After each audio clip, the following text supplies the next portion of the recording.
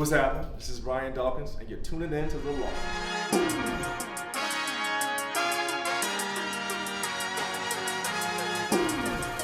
Have brought out the best of me.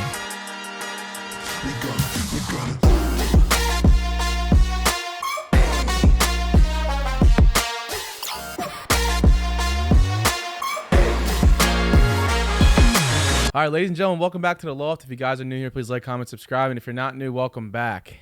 Today, I'm with a very special guest. We just connected a little bit recently, and you're a recording artist. You own a place in Asbury. And like I said, I love what you're doing, love the hustle. You've been in Nashville a lot. But yeah, let's introduce our guest. Our next guest is a Nashville recording artist, singer, guitarist, songwriter based out of Asbury, New Jersey. Ladies and gentlemen, Chris Gullace. Hey, what's up? Thanks, What's Kev, up, for having dude? me. No worries. How you doing? You all right? I'm great, man. Thanks for having Good. me. I love Philly. I love coming. Sixer fan for life. So yeah, let's go. We were just talking used about that. Yeah. Yeah. So you are from Asbury, and I appreciate you coming down here to Fish Town to no to worries. shoot. Yeah.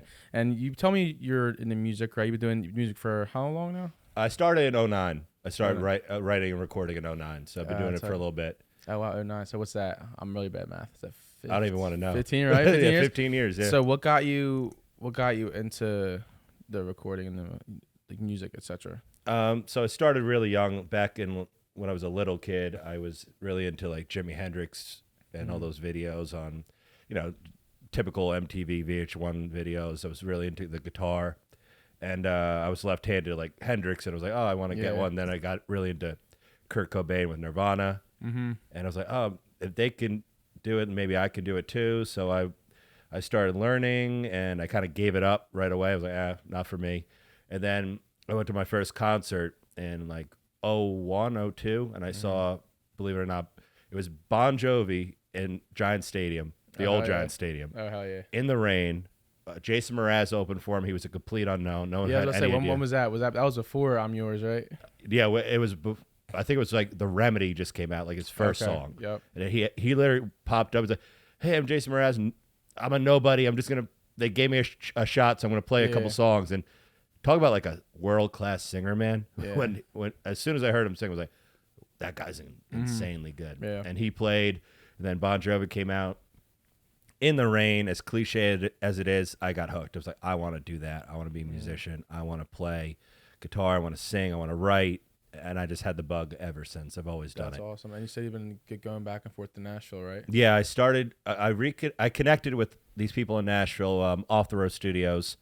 They're amazing people. P.T. Houston is the owner and producer, and he's worked with like people from Kiss, people from the Eagles. He's worked with countless stars. He's met Chris Stapleton when he first started, and he was recording demos with Chris Stapleton before he was a nope. No one had any clue who he was. We know where he's at now. Oh yeah, he's in stadiums. That's where he is. Yep. And Houston and his wife Erin. It's like a mom and pop place, which is what I love. They built their own studio. They want to get these up and coming artists and give them an opportunity to make like high level recordings, and not like stuff. And don't get me wrong, it's awesome that we can all do it on our laptops, and we could do Pro Tools and amazing things now.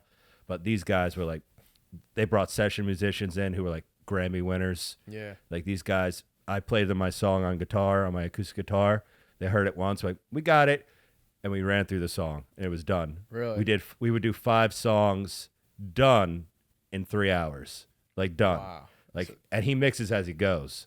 So Really? like all the balance, all the levels, everything's perfect, and then and the guys are, hey, thanks, Chris, see you later, and they're gone. This shows you what a long-term professional can do, like how quick they can do that stuff. Yeah, it's like an assembly line. Yeah. It's like one song after another, and they're like, it's like nothing to them. That's crazy. I even was like I was writing some hard stuff. It was like, let's see if they can do this quick, and they nailed it every time. And so you're country, right? Is that what are you going for? So my whole thing that I've done since the beginning is I don't like to give myself a label because it's my imagination. I'm a singer-songwriter. So sometimes I'll want to do a reggae song. Sometimes I want to do an EDM song. Sometimes I want to do blues and rock. But now that kind of I'm at the Nashville scene, right? country's like been like really... country's hot too. Yeah. You got Morgan Wallen's of the world.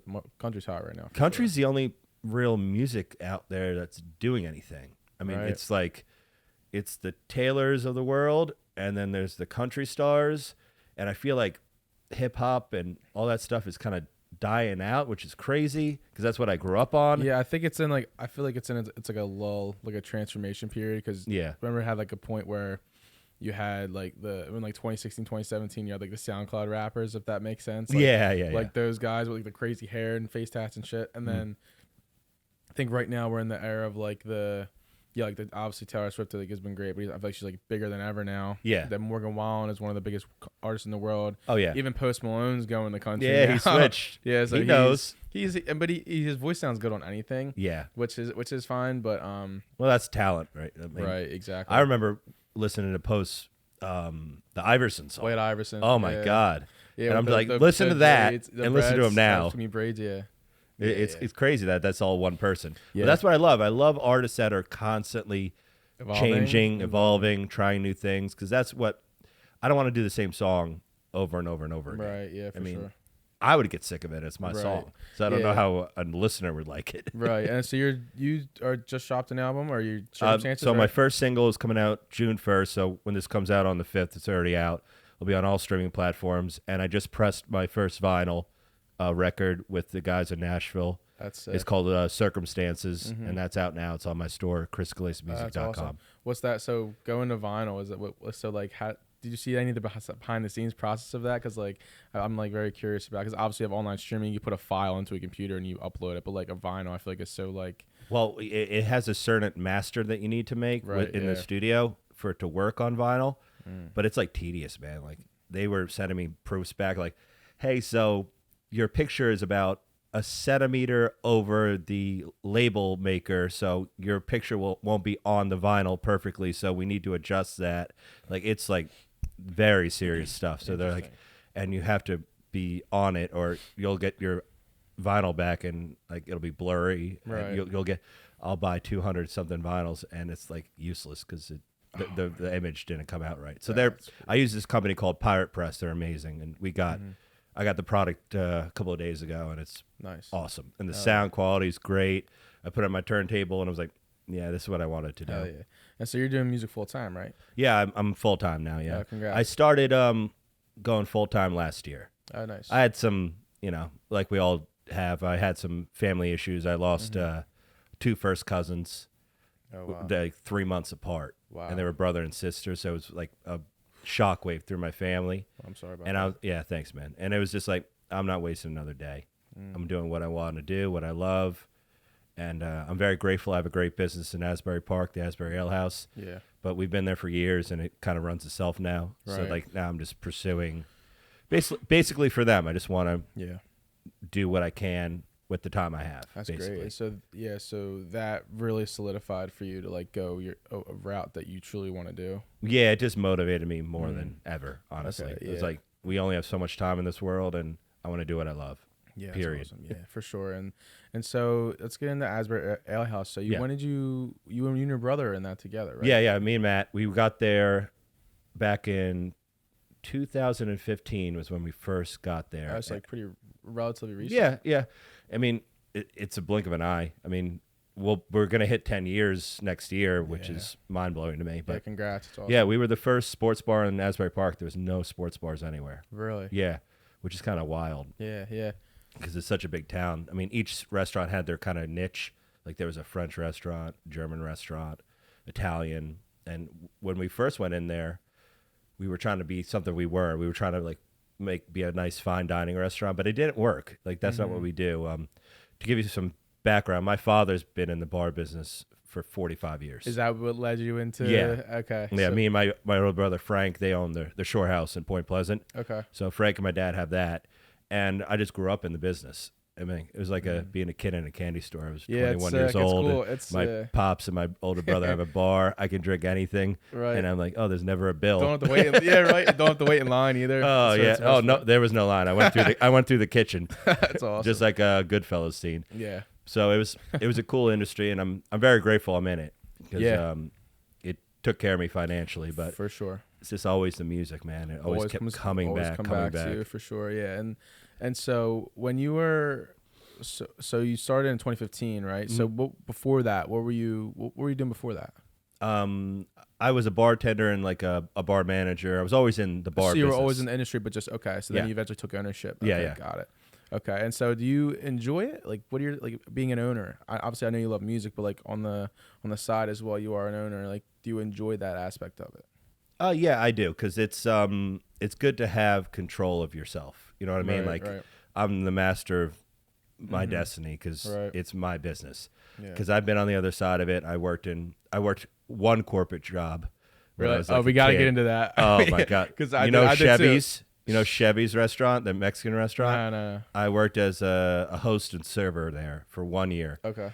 And my God, man, it was rough. Yep. I'm like, Yeah. I don't want to getting yelled at every day. Like, Yeah. I don't want this. Yeah. This is not what I want to do. Being an entrepreneur is not for the faint of heart, for sure. Because No. it's definitely like everyone says, oh, because I went DJing full time probably like 2 years ago officially. Good. And I appreciate that. And they're like, oh, you get to be your own boss, but it's also like you have to. You're now there's more pressure than ever. Like it's not like you can check in, clock in, clock out, and then you get paid every 2 weeks. It's like you gotta hustle, man. Like, Yeah, man. When I was like just bartending, it was tough because if I didn't bartend, I didn't make any money.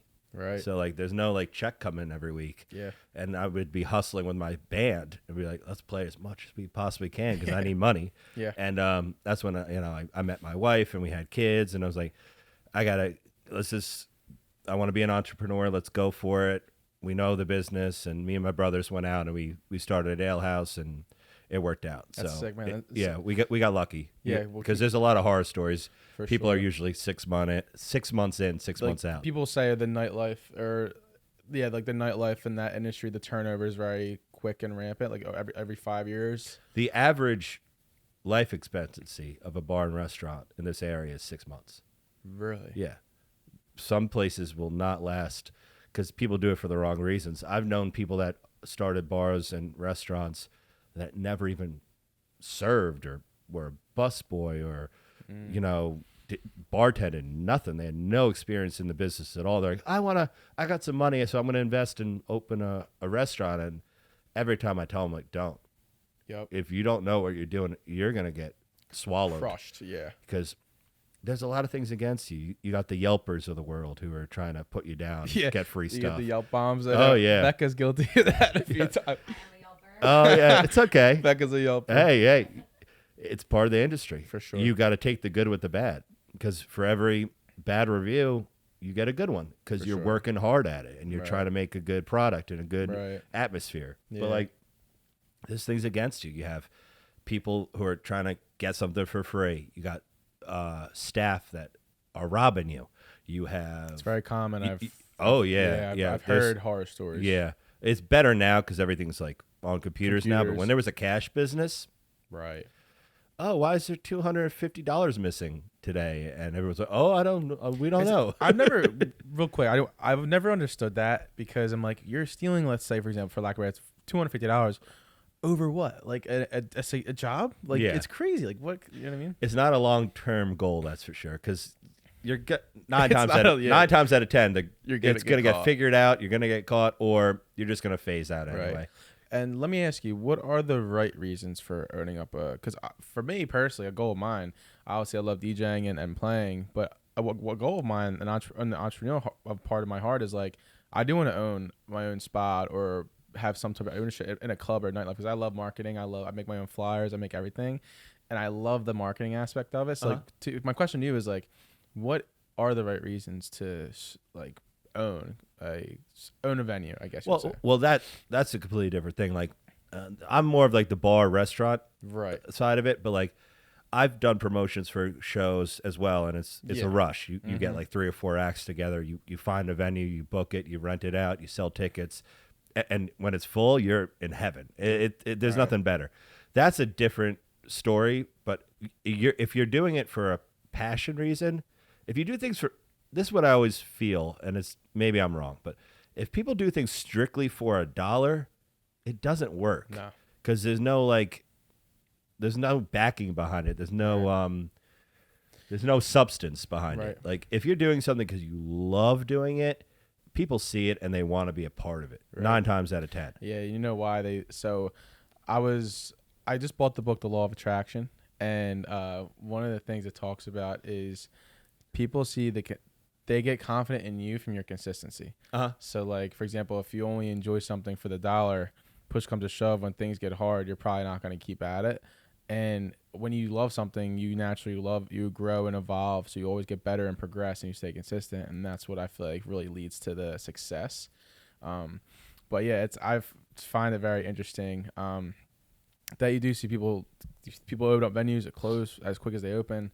And I'm sure that passion that you've had for Asbury leads right into your music, which I'm sure has been helping a lot. You know, the reason why I feel like I'm still doing it and I'm still involved in the bar business and the music industry is because it's me, and I'm not gonna. It's not just me; it's my family name. So I don't want to disgrace anything. I want to give my all, and when people hear about me, they know, oh, it's Chris. Right. We know it's gonna be good because he gives it his all. Right. Like when I was starting to get meetings with Atlantic Records this year. Yeah, you were saying. I had 2 meetings with them so far, and I met with Saint Floor, who's the head of A&R for that company, and it's one of the top 5 record labels in the world, man. It's Atlantic, it's Capitol, it's Republic, Sony, Republic, Warner's. There's only so many of them left, so they're like, they've been around. Yeah, and it was a thrill just to get a meeting with them because usually they just like ignore every email. Insane. Yeah. So it was very cool to meet him and pick his brain. But I said to him too, I was like, I would love to be in a label because it'll just give me longer arms, longer reach. Because I know that I can do it because I'm a workhorse. Right. If I'm going to do it, I give it 100%. Yeah. And just meeting with them, I told him, like, that's why he did another meeting with me. He was like, look, man, I'm here to do it. This is not like a hobby for me. This is what I love. So, and then we had the second meeting. He was like, all right, I'm going to send this up to my boss because he's A&R. They find people. They send it to their higher ups to try and get them signed. He's like, I'm going to send a sizzle reel, a highlight reel of you performing live. Send it to me. But do some shows this summer. Because it stinks to say, but music industry is about money. They want you to sell tickets. It's all about money. Yeah, and when he said to me, like, well, what's the best sell you ever did? I was like, I sold 350 tickets by myself. Right. And he's like, whoa, that's hard to do because no one knows. You just don't have the marketing. You don't have the reach of a label. A label can put you on a tour with somebody. You go to 30 cities For sure. and then you get more action. I think a lot. So I watched John Bellion? He's amazing. He's an amazing artist, writer, everything. Absolutely. And he was talking about why I got out of a label is because they give you the reach, but like the financials is definitely a different world when it comes to that. But like I feel like if you have the backing of, let's say, an Asbury Ale House, you own a place that essentially is very successful and runs itself, you can take that chance to get that reach. And that leads into my next question. So like with your music and everything you're doing, what's like your ultimate goal when it comes to that? Like where do you want to leave like your legacy to be when it comes to like your music? Well, I say this to my kids every day. You can do anything. If you believe you can do something and you work hard, you can do it. Right. And that's what my goal is just to show everyone that I don't give up. I persevere through anything and I can make it happen. Like if I told people 5 years ago, oh, I'm going to have a meeting with Atlantic Records, I'm going to go to Nashville, they'd be like, that's not going to happen. But every day I'm proving someone wrong. Right. And that's my goal. I want to improve every day. Like the book says, you improve, you excel, you get better. And that's my goal. And obviously the main thing is just success is such a broad term. Right. What's your version of it? Success to me is being able to make my music and perform it and make a living at it. That's heaven for me. So whatever degree it goes to, I can't control that. Yeah. But I'm going to definitely give it all I have. And what's like your support system been? Like I know you mentioned you have a wife and kids. Like how important has that been for you to take those leaps? Because obviously I know it's like as an entrepreneur, a lot of times you feel like alone on a lot of your journeys, for lack of a better word. Yeah. And you're going to Nashville and you're doing these things, writing every single day. Like, how important has it been for your wife and kids to like be your support system? My kids are like pumped. Yeah, They're just like, yeah. My daughter wants to join the band. She's doing piano lessons. I'm like, you're 7, so Get her on the give us some triangle or time. something. Oh no, I put her on stage sometimes. We do some shows and she'll hop on stage, and the cute factor just floors me. Takes it, takes it away. And she's serious. She's like, oh no, give me the mic. I'm ready to go. My little 7-year-old, her name's Mila, and she's like, I'm ready to go. I'm like, oh, okay, start singing. Yeah. And but yeah, my kids that's all they know. They know me playing music. They've been to my shows, and they know I love it. Yeah. Just not like this is a subliminal thing. Like, oh, Daddy's going to play music. Right. And my wife is just a rock star, man. Yeah. She's been supporting me since day one. Oh, hell yeah. I couldn't do any of this without her because we got 3 kids. We had 3 kids in 3 years. Oh, wow. So pumping them out. yeah, we wanted them all like close in age so they can like grow up together. It's pretty cool. Yeah, and she's just always been there for me. Like no matter what. I told her all the trips to Nashville started August Very recent. of last year. Yeah, and I was like, they want me to come to Nashville and record 5 songs, and they're like, I'll be writing with this guy who wrote for Rascal Flatts, and I don't know. And she's like, okay, so I guess we're going. And we booked an Airbnb and flew out there. That's awesome. And that's all she wrote. What was your experience like in that room with people like that? Because you know obviously how talented they are, and what was your experience in that room being surrounded by people like that? Well, if you saw me, you would think no big deal. But I'll tell you one thing. Inside, when I'm in there with these guys who won Grammys, the guitar player who was on my album is best friends with like Tim Reynolds, who works with Dave Matthews Band. He's played with Dave Matthews. Mm-hmm. He did music for Fish. He did like tracking for Fish. This guy, Mike Durham, who's like an ace guitar player. And he's told me all these stories, and I'm just like, yeah, I never did any of that. I play at bars and venues around my area in the tri-state. I never played with Dave Matthews. Yeah. And he's like, yeah, I almost joined Dave, but, it didn't work out. I'm like, oh, you almost joined the biggest band in the world? Yeah, for sure. Yeah, same. And I'm like, oh, well. So inside, I'm like, I better keep my stuff together. For sure, Because I don't want to mess this up. Right. Because the last thing they want is to be like, oh, we have to stop because the singer doesn't know what he's doing. So you just got to know your material inside and so out. That's where the preparation, the practice, and what got you in that room. So like obviously, because people dream of recording in those rooms, whether or not they make it or not. Just being in that room, how did you get that? What got you into that room? It was just a chance thing on Instagram. You know how Instagram has a thing now where it's like hidden messages, like it's like spam. Yeah. And I don't know why I just opened it. And I looked in, and it was a message from Off the Road Studios, and it said Tennessee. And I was like, okay, maybe it's like let me just click on it. It said, hi, this is so-and-so from Off the Road Studios. We discovered your music on Spotify. We'd be interested in you coming out to Nashville, Tennessee to record with top quality session musicians, blah, blah. And I was like, okay.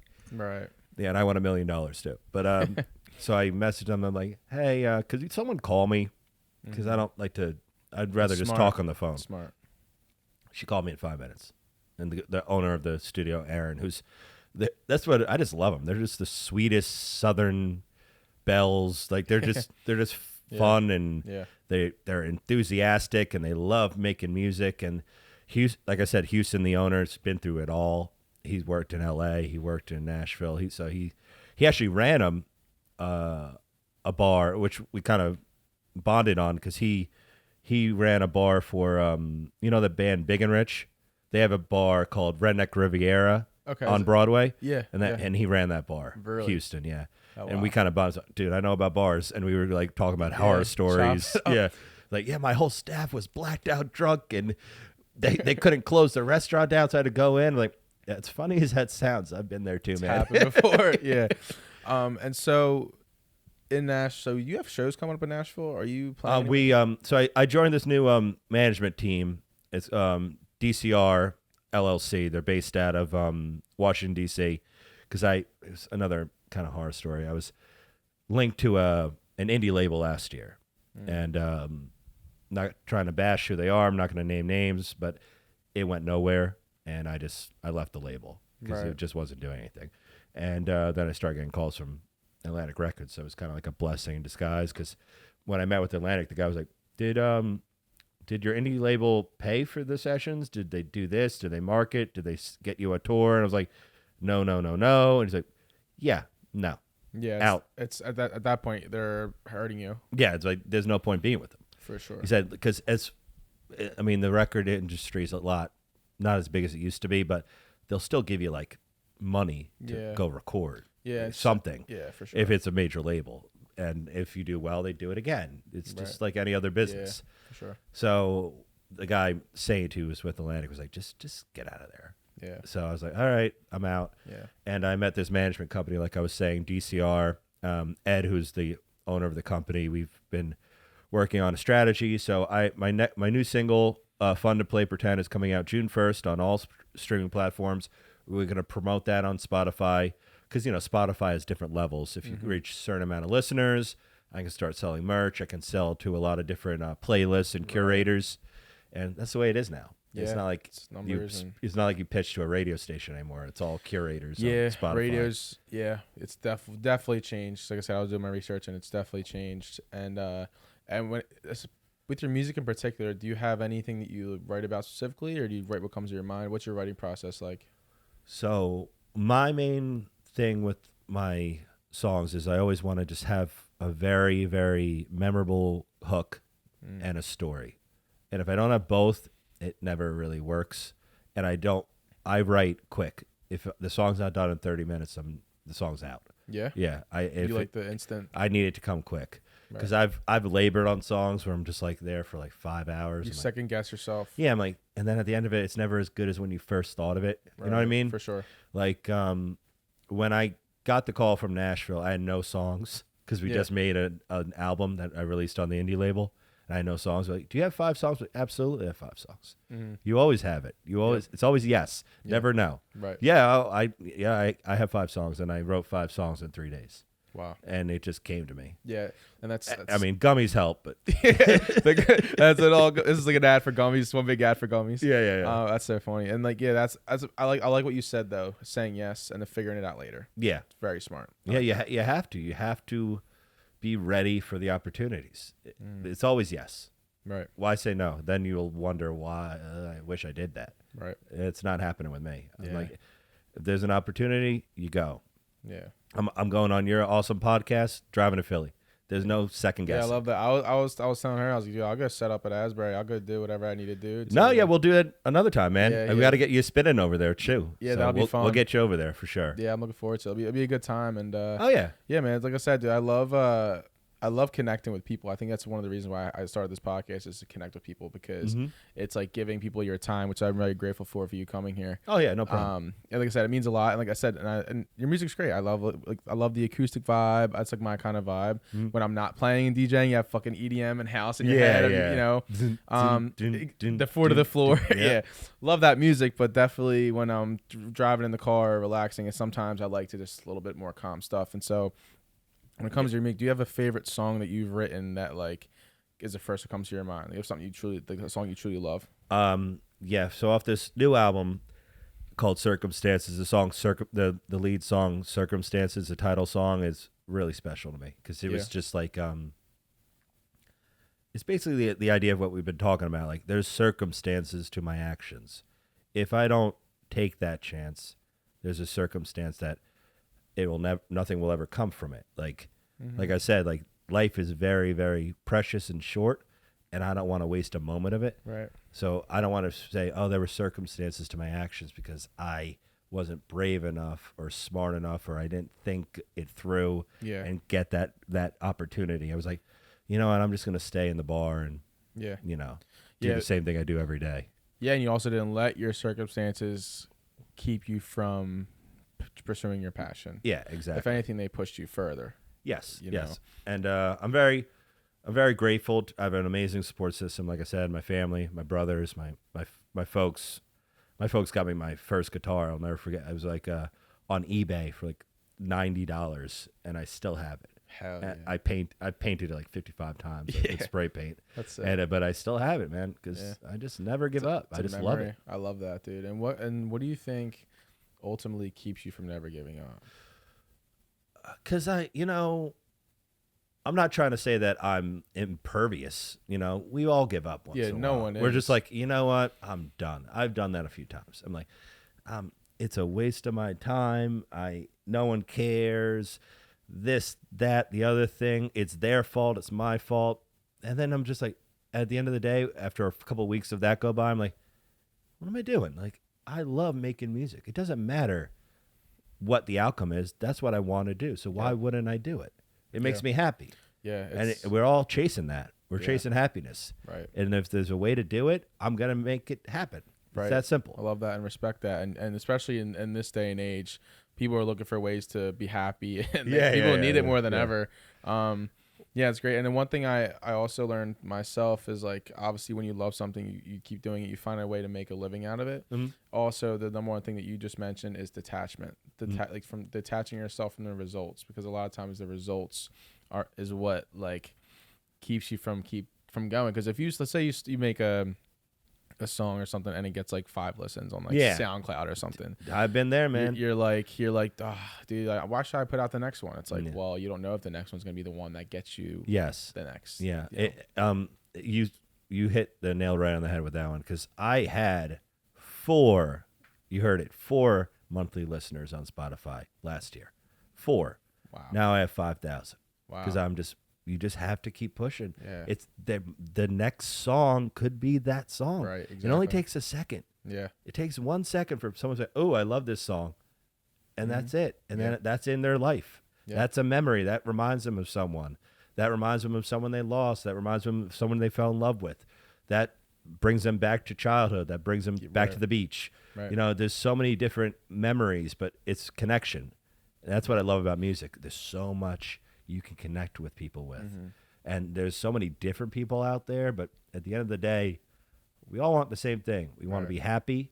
We want to be in love. We want to just find a way to get through this crazy world. For sure. And that's basically what I've been doing. It's awesome, man. Yeah. I love that. And so let's say we'll end off on this. So if you have people listening, people watching, I always try to have my guests give advice.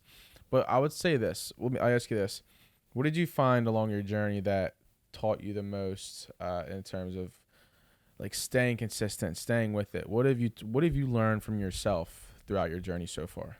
Oh, that's easy. Failure teaches you everything. Failure is my best friend. I know it very well. It's always there. We're good buds. Yeah, it's always right around the corner. They're looking at you. You're like, it's gonna happen. Get ready. You're about to blow it. And I'm like, you know what? That teaches you more than anything, because I've been through that, and once you go through it, you're like, you're not going to bother me anymore. I know I'm very used to you, and it's still. And once happen, you get and once I get those moments where I'm just like, nailed it, there's nothing better. Hell yeah! And it's all about getting on that stage. I need to get on that stage and play in front of people. Yeah, because there's no better. Believe me, I've had a lot of fun in my life. There's no better rush than, how it is when you're in front of those people and everyone's going nuts. Yeah. It's the best feeling in the world. Yeah, there's no money that could. Yeah, it's like that show in the rain in Giant Stadium when I was a little kid. And I'm like, wow. That's cool, yeah. Like, I want that. Yeah, that's cool. That's the nostalgia is king. Oh, yeah, absolutely. I love it. But dude, thank you for coming on the pod. I really appreciate it. Oh, thank you for having me, man. So where can they find you on social media, Spotify, the whole 9? Chris Gullace Band, at Chris Gullace Band on Instagram. I'm on TikTok under Chris Gullace Band. I'm on Thread. I'm on X. I'm on Facebook, and it's GULLACE. And if you want to, go over to chrisgullacemusic.com, and I'm selling T-shirts. I'm selling vinyl, all in my store, and it'll get sent right to you. Hey, yeah, go support Chris, man. I really appreciate you for coming on, man. Thank you, Kev. Love what you're doing, brother. I hope you guys enjoyed this episode of The Loft. I'm Kev Nichols. That's Chris Gullace. Peace, guys. Peace. All right.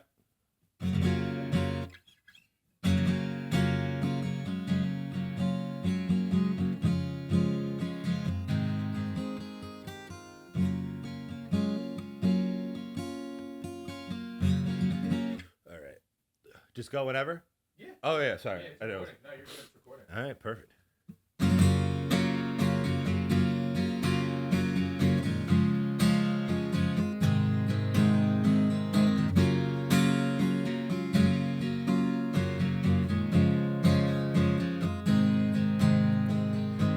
gave me an inch, but then he took a mile.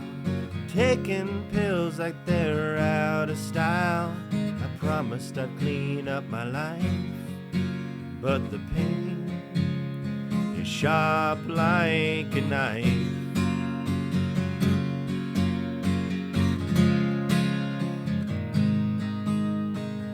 Chances after chances and suspicious glances, enchanted by the trances of your body's romances. And I tried to change, but there were circumstances. Oh, great, here we go again. I guess you wasted your prayers on me. Can I get a name in hand? I messed it up this time for good, and I know I gave you more than I should.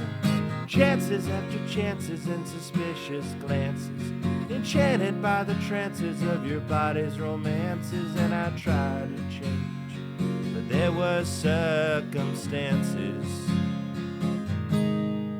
That good? Yeah, perfect. Yeah. Sounded good. Thanks, man.